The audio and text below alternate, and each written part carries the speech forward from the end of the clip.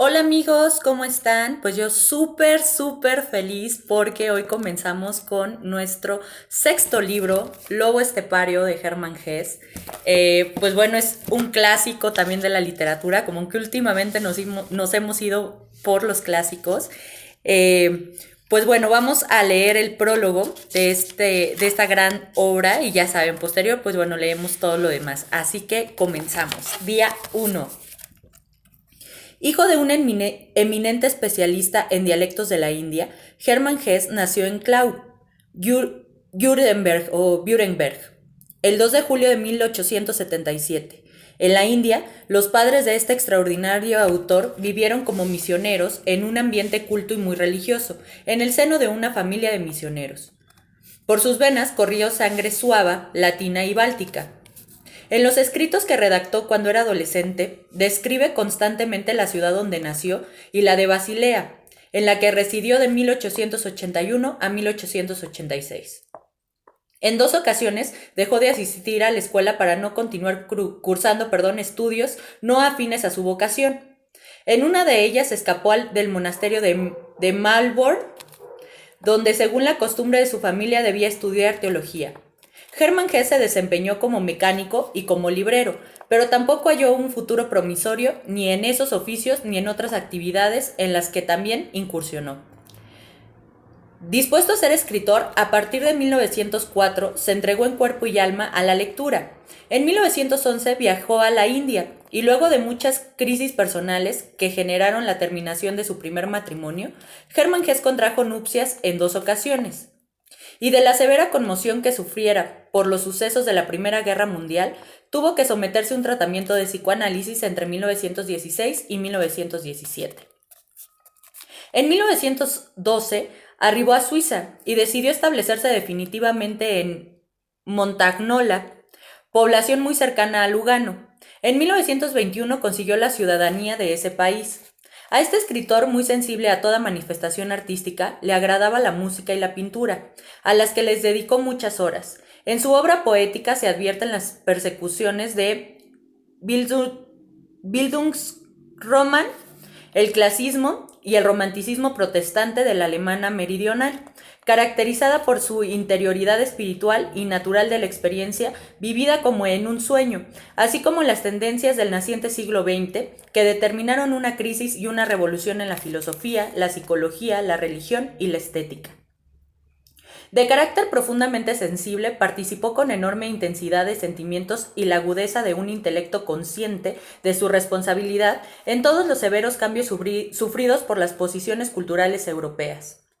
Pese a que inició su obra literaria bajo los auspicios del romanticismo, muy pronto dejó de esos derroteros a fin de encauzar su atención a la problemática de la soledad espiritual, hacia la búsqueda del conocimiento personal, del valor de la vida, de una realidad íntima, de cierta especie de unión mística. Este literato, hasta cierto punto alejado de las situaciones externas, ha brindado en sus escritos la visión de un mundo particularmente íntimo, pero un mundo que dentro de su desesperada soledad, persigue valores superiores, muy vinculados con la naturaleza humana, sedientos de la totalidad y de la unidad que la persona exige. Las novelas de Hesse, que siempre se refieren a su acontecer interior, vienen después del libro Poesías, Romantische Lieder, en 1899, y de otro de carácter autobiográfico, muy en la tónica de casi toda la producción de este autor, Hermann Lautscher.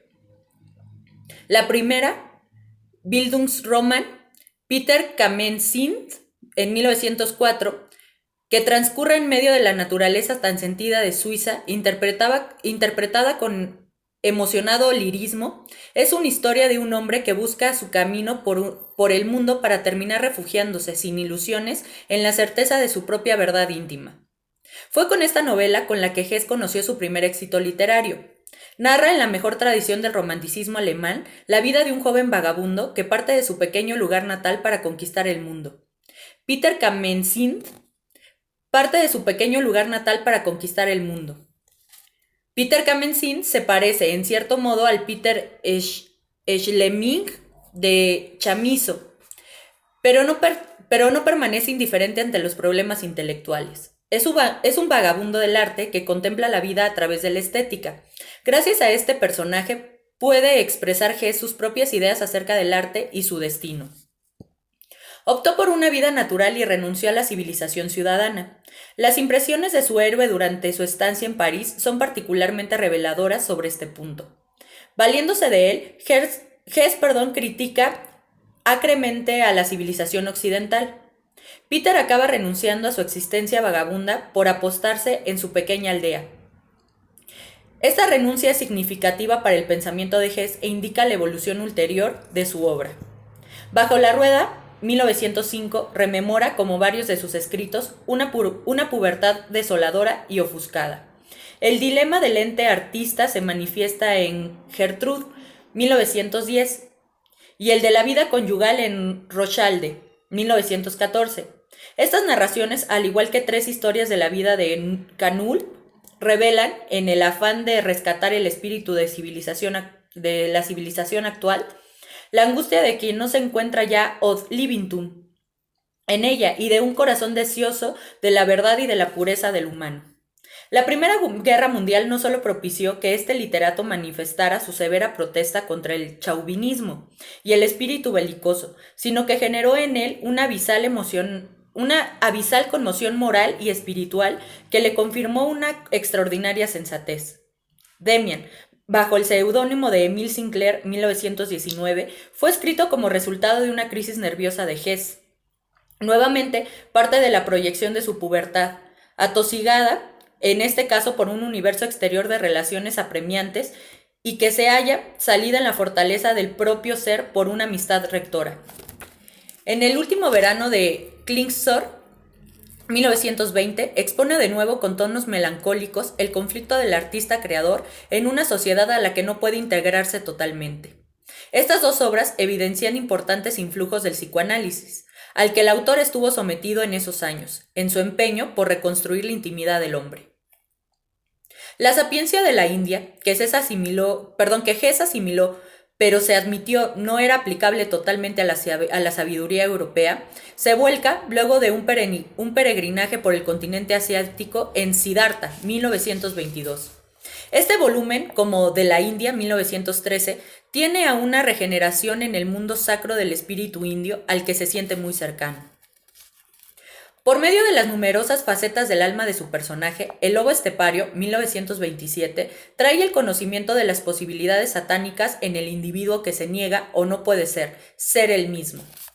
Harry Haller, el protagonista principal del lobo estepario, es un raro sujeto solitario y marginado, cuya mirada se filtra punzantemente a través del mundo que lo rodea, del mundo que habitamos, de su personalidad, muestra los defectos y tiempos, el desgarre entre el lastre de tendencias materialistas y la alada aspiración a lo absoluto. Al seguir la leyenda de su vida, asistimos al examen de las posibilidades demoníacas en un ser que no logra alcanzar su verdadera identidad. La ansiedad y la inquietud de un espíritu preeminente, como el de Haller, discorde con la época actual, material y de transición, generan páginas inolvidables. En ellas se encuentra toda la humanidad, con sus virtudes y perversiones, con sus facultades e inquietudes. La manera y el estilo, en concordancia con el fondo de la obra, son de lo mejor logrado en la moderna literatura alemana. En su obra, la ascesis y el afán de vida, la meditación y la sensualidad, el ambiente de ensueño y la conciencia de la realidad, la fantasía y la crítica histórica continúan conformando una unidad dialéctica. A la respetuosa defensa del patrimonio espiritual se unen sus Bratschnugnecht, Consideraciones, 1928, el ferviente propósito de independencia de un espíritu que constantemente se plantea nuevos problemas.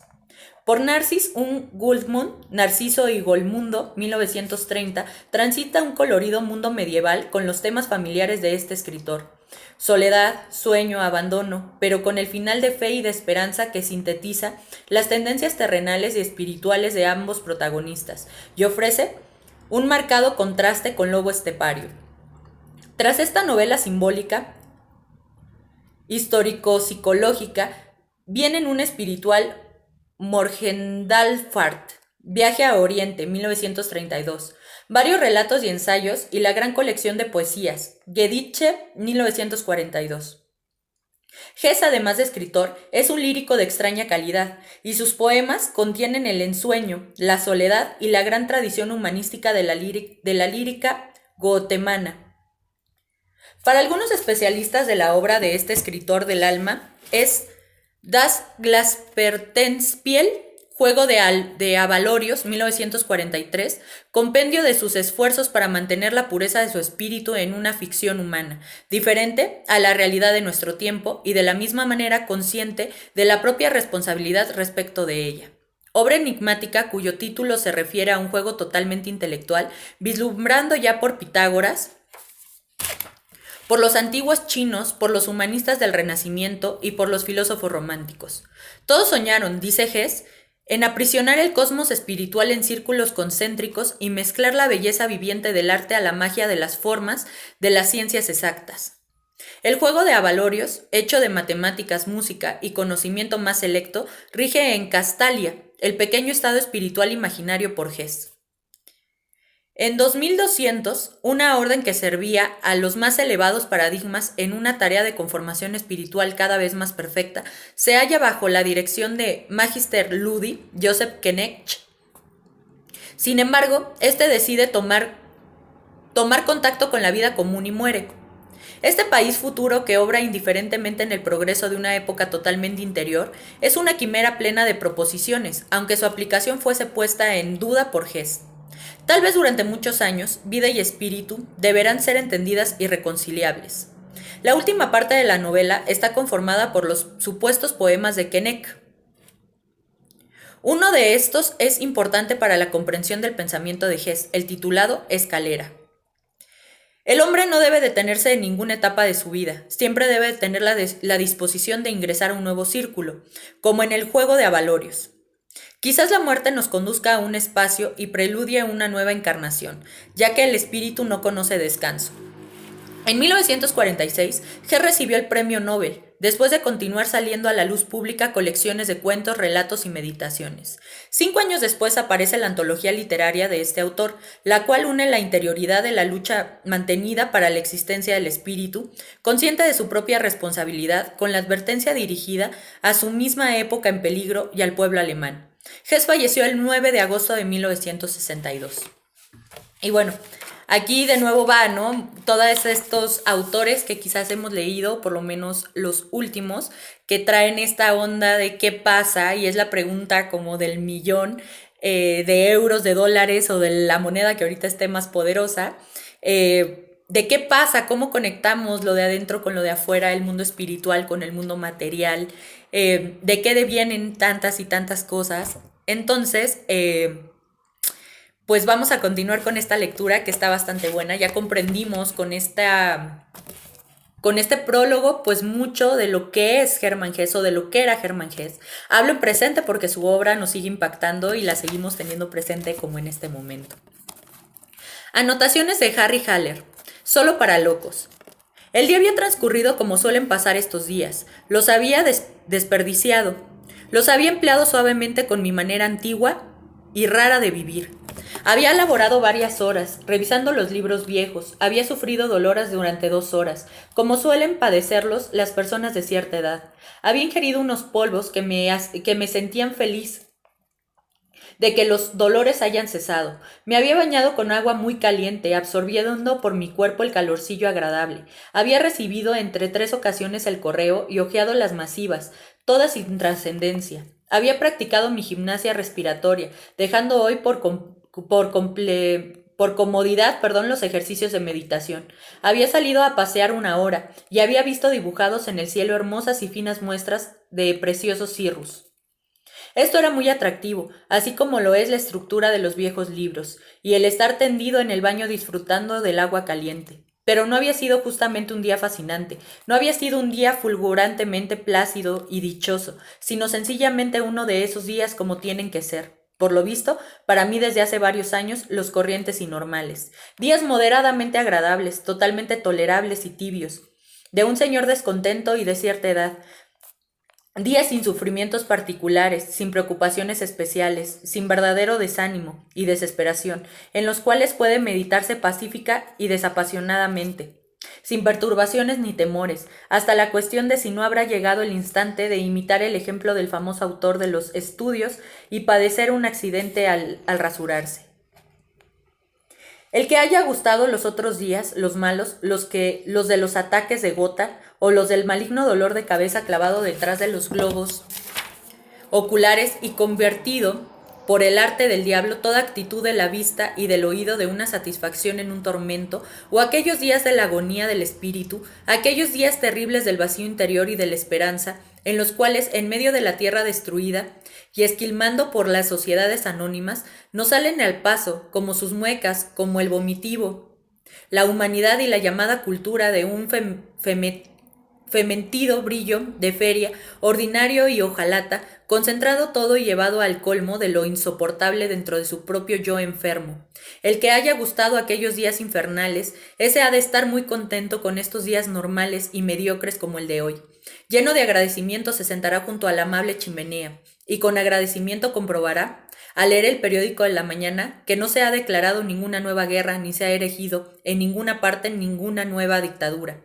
Ni se ha descubierto en política ni en el mundo de los negocios ningún canchullo de importancia especial. Con agradecimiento habrá de templar las cuerdas de su lira enmohecida para entonar un salmo de gratitud mesurado, regularmente alegre y casi placentero. En el que aburrir a su callado y tranquilo Dios contentadizo y mediocre, como anestesiado con un poco de bromuro, y en el ambiente la tibia pesadez de un aburrimiento medio satisfecho, de esta carencia de dolor tan de agradecer, se parecen los dos como hermanos gemelos, el monótono y adormilado Dios de la mediocridad y el hombre mediocre, algo encallecido, que entorna el salmo amortiguado. Es encantador esto de la autosatisfacción y de la creencia de preocupaciones. Estos días tolerables, a ras de piso, en los que no se arriesgan a gritar ni el sufrimiento ni el goce, donde todo solo es cuchichear y caminar sobre las puntas de los pies. Ahora bien, se da el caso de que debido a la mala fortuna, yo no tolero con facilidad esta semisatisfacción, que al poco tiempo me resulta inadmisible, aborrecible y repulsivo, y debo refugiarme con desesperación en otras temperaturas, a ser posible por la senda de los goces e igualmente debido a la necesidad por el camino de los dolores. Cuando durante un periodo me he encontrado sin goce y sin sufrimiento, he aspirado la tibia insustancial soportabilidad de los llamados días buenos. Entonces se colma mi alma pueril de un sentimiento tan penoso y mísero, que al dormecino Dios de la semisatisfacción le lanzarán a la cara con mucho placer la mohosa lira del agradecimiento. Y más me agrada notar dentro de mí que arde el dolor real y maligno que esta cómoda temperatura de estufa. Entonces se aviva en mi interior un feroz anhelo de sensaciones, de impresiones férreas, una furia de esta vida deshonrada, somera, esterilizada y sujeta a medidas. Un anhelo arrebatado de convertir en polvo alguna cosa, por ejemplo, unos grandes depósitos o una catedral, o a mí mismo, de efectuar audaces insensateces, de arrancar la peluca a un par de ídolos comúnmente respetados, de proveer a un par de muchachos rebeldes con el soñado billete para Hamburgo, de seducir a una joven o torcer el cuello a varios representantes del orden social burgués. Esto es lo que yo más detestaba e injuriaba primordialmente en mi fuero interno, esta autosatisfacción, esta salud y comodidad. Este cuidado optimismo del burgués, esta bien alimentada y floreciente disciplina de todo lo mediocre, normal y corriente. En tal disposición de denudeo finalizaba yo al obscurecer aquel día ordinario pasadero. No lo terminaba de forma normal y ventajosa para un hombre un poco enfermo, entregándome a la cama preparada y dotada de una botella con agua caliente a modo de imán, sino que no satisfecho y asqueado por mi escaso trabajo y desalentado, me calcé los zapatos, me coloqué el abrigo y salí a la calle. Cercado por una densa niebla y una espesa obscuridad, para beber en el hostal del casco de acero lo que los hombres que beben llaman un vaso de vino, según un convencionalismo arcaico. De esta manera, descendía por la escalera de mi desván, estas agotadoras escaleras de la tierra extraña. Estas escaleras burguesas cepilladas y limpias de una honorable casa de alquiler para 3 familias, junto a cuyo tejado tenía yo mi celda. No puedo explicarme cómo ocurre esto, sin embargo yo, el lobo estepario sin hogar, el adversario solitario del mundo de la pequeña burguesía, yo vivo invariablemente en auténticas casas burguesas. Esto debe de ser un primitivo sentimentalismo por mi parte. No habito en castillos ni viviendas de proletarios, sino únicamente en estos nidos de pequeña burguesía, honorabilísimos, tediosísimos e impecablemente cuidados, donde huele un poco a termentina, y un poco de jabón, y de donde uno se atemoriza, si en cierta ocasión se da un golpazo al cerrar la puerta de la casa o si se entra con los zapatos sucios. Me alegra este ambiente desde mi infancia y me oculta melancolía hacia algo que me parezca un hogar me lleva, sin confianza, una y otra ocasión por estos necios senderos. Así es, y me agrada igualmente el contraste en el que se encuentra mi vida, solitaria, zarandeada y sin afecto, totalmente desorganizada, con este ambiente familiar y burgués. Me satisface aspirar en la escalera a ese olor de tranquilidad, disciplina, pulcritud, honestidad y hogareño. Que no obstante mi rencor a la burguesía tiene invariablemente algo estremecedor para mí, y me satisface luego de cruzar la puerta de mi habitación, donde todo esto termina, donde entre las pilas de los libros hallo las colillas de los cigarros y las botellas de vino, donde todo es desorganizado, abandono y negligencia. Y de todo, libros, manuscritos e ideas, está sellado e impregnado por la indigencia del solitario, por los problemas de la naturaleza humana, por el impetuoso deseo de promover de nuevo un sentido a la vida del hombre que ha perdido el que tenía. Entonces pasé junto a la araucaria.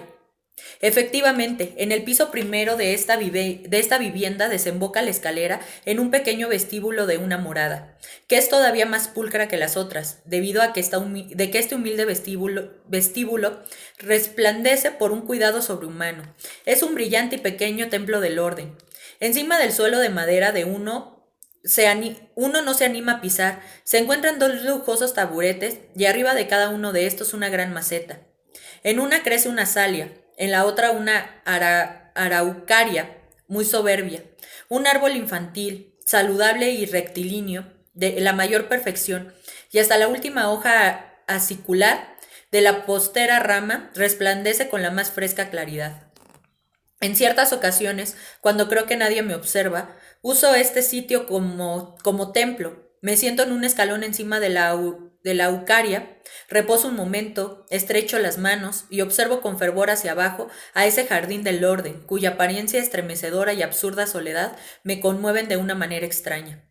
Detrás de este vestíbulo, en la sombra sagrada de la araucaria, infiero una morada pintada de caoba refulgente, una vida llena de honestidad y de salud, de levantarse temprano, de cumplir con el deber, de festividades familiares alegres con cordura, visitas a la iglesia los domingos y acostarse a primera hora. Con aparente placer, comencé a recorrer sobre el pavimento de las calles que se encontraban húmedos por la niebla, la luminosidad de los faroles, lacrimosa y mortecina, se filtraba a través de la mórbida turbiedad y absorbía el suelo humedecido los difusos reflejos. Mis años de juventud volvieron a mi mente, cuando me agradaban aquellas noches turbulentas y umbrías de los últimos días de otoño e invierno. Cuán anhelante cuán anhelante y anajenado aspiraba el ámbito de la soledad y pesadumbre, correteando hasta medianoche por la naturaleza hostil, y sin hojas, cubierto de un gabán y bajo una tormenta, solo en aquel tiempo también, pero colmado de una abisal satisfacción y de versos, que luego en mi dormitorio escribía a la luz de la vela y sentado al borde de la cama.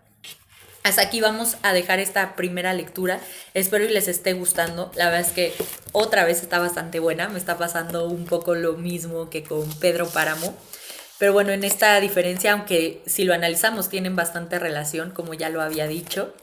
Y pues nos estamos viendo el día de mañana para continuar con esta lectura. Muchas gracias.